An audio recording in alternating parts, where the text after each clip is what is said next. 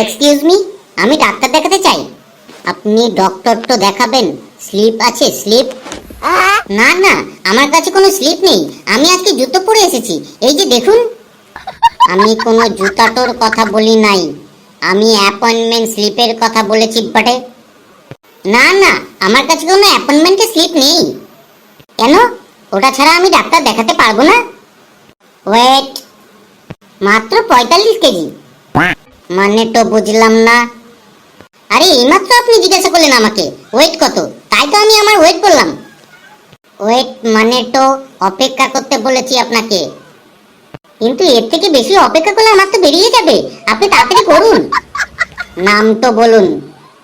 আমার নাম পটাই পুন্ডরিকাক্ষ খান্ডুয়া। কি বললো বটে? পটাই পুকাক্ষ খান্ডুয়া না কি বললো বটে? এই নামটা লিখতে গেলে আমার 10টা বছর লেগে যাবে। আপনি একটা কাজ করুন, এই পাশ দিয়ে চলে যান, ভেতরে ডাক্তার আছে বটে। সিঙ্গু, এই টেবিলটা নতুন নিয়েছি, কেমন হয়েছে রে? টেবিলটার সাথে স্যার আপনাকে একদম অসম লাগছে। ভেতরে আসবো ডাক্তার বাবু? আসুন, বিনা সংকোচে আসুন। আপনার হাতে ওটা কি? ডাক্তার বাবু, আজকে যেটা হয়েছে সেটাই নিয়ে চলে এসেছি। কই দেখি, আমার কাছে দিন তো দেখি। এই নিন ডাক্তার বাবু।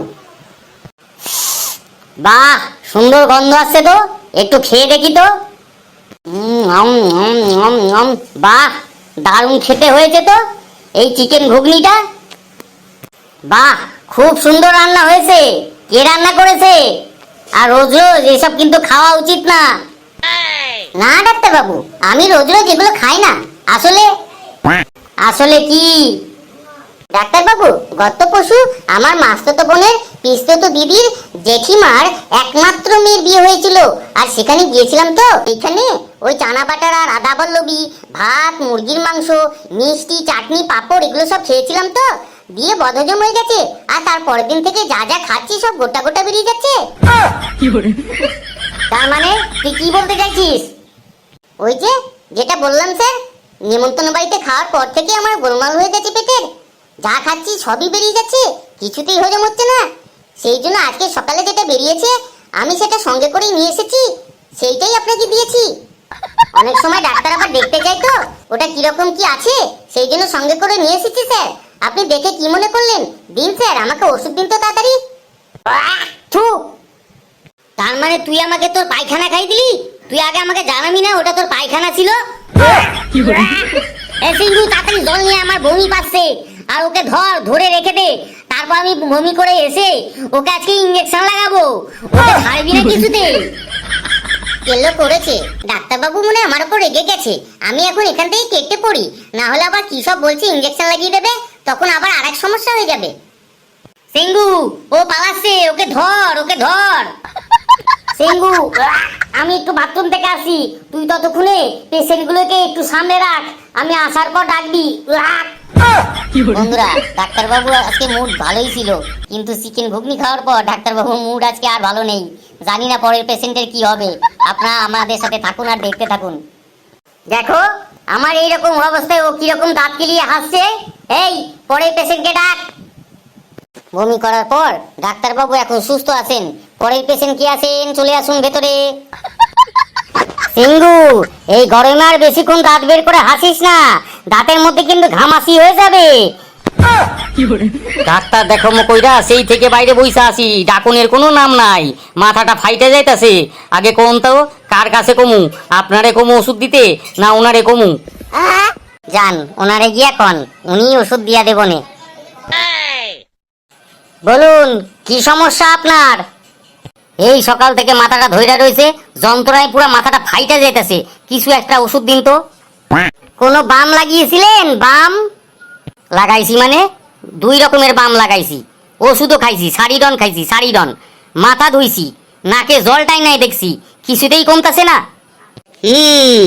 এইরকম সমস্যা বেশ কিছুদিন আগে আমারও হয়েছিল। ওষুধ খাই, বাম লাগাই, নাকে জল দিই আপনার মতো, তাতেও কমে না। শেষে বউয়ের কাছে গেলাম, বউয়ের কোলে মাথা রেখে শুলাম। বউ 15 মিনিট ধরে শুলে বিলি কেটে দিল, শাড়ির আঁচলে বাতাস করে দিল, আর কিছুক্ষণ পরেই ভো ভো করে দৌড়ে পালালো যন্ত্রণা। আর নাই, আমি তো অবাক। আরে আপনি কোন কি ডাক্তার বাবু?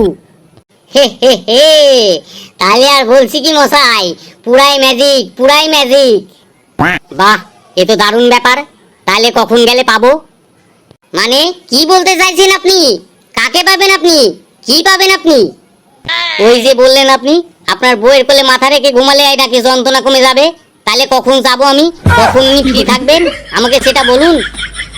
আমার মাথায় যন্ত্রণা হচ্ছিল বলে আমি আমার বউয়ের কাছে গেছিলাম। আমি আপনাকে বলেছি আমার বউয়ের কাছে আপনাকে যেতে। যান, ভাগেন এখান থেকে। দেখুন আপনার বউ বাইরে আছে কিনা, যান তার কাছে যান, গিয়ে মাথায় বিলি কাটান, যান। যত সব কোথা কোথা থেকে চলে আসে। ও তাই বুঝি, আপনার বউয়ের কাছে না আমার বউয়ের কাছে গেলেও হবে? তাহলে যাই। আপনি এখনই এখান থেকে বেরোন তো, নাহলে টেলিস্কোপ ছুঁড়ে মারবো মাথার মধ্যে, বলে দিলাম। বাবা কি রাগী ডাক্তার, কি রাগী ডাক্তার! ওষুধও দেয় আবার এগিয়েও যায়। যাই, বউয়ের কাছে যাই, গিয়ে কোলে মাথা রেখে শুয়ে থাকি, যদি কমে যায়। তোমাকে আর দাঁত কেলাতে হবে না, যাও পরের পেশেন্টকে ডাকো। বাবা রে, ভেতরে আসবো? ঘরের ভেতরে তো চলেই এসেছেন, আসুন এবার আমার কাছে আসুন। আপনার তো দেখছি মাথা ফেটে গেছে, ব্যান্ডেজ করে ভেতরে এসেছেন, ব্যাপার কি বলুন তো? মোটর বাইক চালাচ্ছিলাম ডাক্তার বাবু, তারপর একটা লরি মেরে দিল, ব্যাস পড়ে গেলাম। আর কিছু পুলিশ এসে আমাকে তুলে নিয়ে একটু ফার্স্ট এড করে এখানে পৌঁছে দিল, বললো ডাক্তারটা দেখিয়ে নিতে। বাহ, খুব ভালো লাগলো পুলিশের এরকম মানবিকতা দেখে, মাথায় ব্যান্ডেজ করে তারপর ডাক্তারের কাছে পাঠিয়েছে। মানবিকতা? কিসের মানবিকতা? 5,000 টাকা ফাইন নিয়েছে আমার কাছ থেকে। কেন?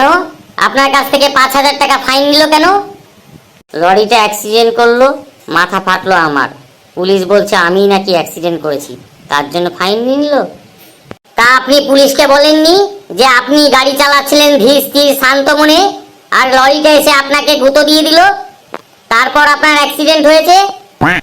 পুলিশকে আর কি বোঝাবো ডাক্তার বাবু, আমি গাড়ি চালাচ্ছিলাম মোটামুটি ওই 50 থেকে 60 স্পিডে।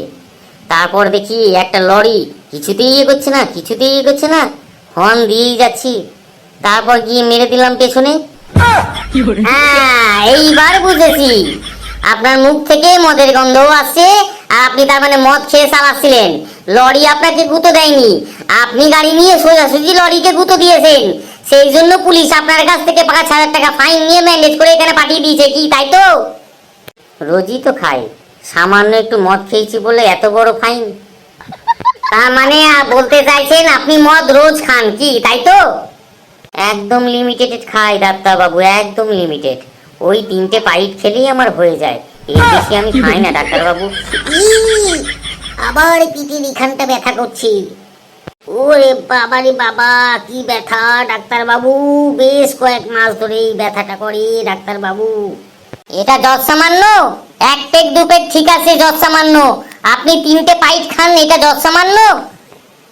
ছাড়ুন না ডাক্তার বাবু, অত রেগে যাচ্ছেন কেন? ওই পাটটা ছাড়ুন। ওহ, আমার এই ব্যথাটার দিক থেকে একটু চিন্তা করে আমাকে ওষুধ দিন না ডাক্তার বাবু। কমবে না, মদ না ছাড়লে কমবে না, আপনার লিভার ফেল করেছে। ডাক্তার বাবু, লিভারের জন্য তো আমি কোনো পরীক্ষা দিইনি, আর কত নম্বরের জন্য ফেল করলো? সারা জীবনে যা পরীক্ষা দিয়েছি ডাক্তারবাবু, যা পরীক্ষা দিয়েছি সব কটাতে ফেল করেছি, লাস্টে লিভারের পরীক্ষাতেও আমি ফেল করে গেলাম, যেটার আমি পরীক্ষাই দিলাম না। ওসব কথা ছাড়ুন, আমি যেভাবে বলবো সেইভাবে চলুন, আপনার লিভার ঠিক হয়ে যাবে। বলুন না ডাক্তারবাবু, কি বলবেন বলুন, আমি সব মেনে নেব।